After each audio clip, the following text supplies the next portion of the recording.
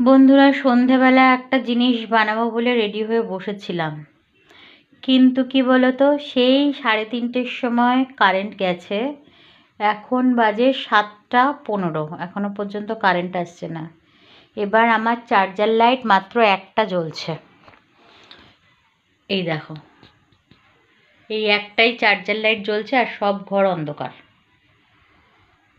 সেই জন্য রান্নাঘরের চার্জার লাইটটা জ্বলছে না, সেই জন্য কিছু করতেও পারছি না।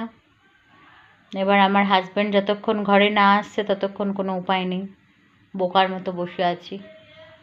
কি আর করব, এখন অপেক্ষা করা ছাড়া কোনো উপায় নেই। বন্ধুরা, সন্ধেবেলা থেকে অপেক্ষায় ছিলাম, এই দেখো। আর অপেক্ষার আর সেইভাবে দেখাতে পাচ্ছি না। এই দেখো, আলু সেদ্ধ করে পিস পিস করে নিয়েছি, পেঁয়াজ কেটেছি, শসা কেটেছি, টমেটো কেটেছি, কাঁচা লঙ্কা কুচিয়ে নিয়েছি, এর মধ্যে সব এক জায়গায় রেখে দিয়েছি। আর কারেন্ট ছিল না বলে বললাম, আর বিরক্ত লেগে গেছে আমার। এখন এখানে মেশাবো বিট নুন। বিট নুনটা আবার দলা পেকে গেছে। একটু সাদা নুন লাগবে।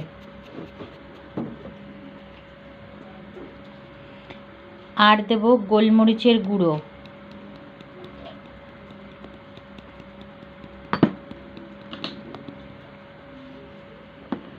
আচ্ছা, দেব 1 মুঠ ভাজা বাদাম। এটা আমার ঘরেই কেনা থাকে, এখানে বেশ বড় প্যাকেটেই পাওয়া যায় বলে আমি একবারে অনেকটা কিনে রেখে দিই। 1 মুঠ ভাজা বাদাম দিলাম, 1 মুঠ বলে আবার একটু দিয়ে দিলাম। আর দিলাম ভাজা মশলা।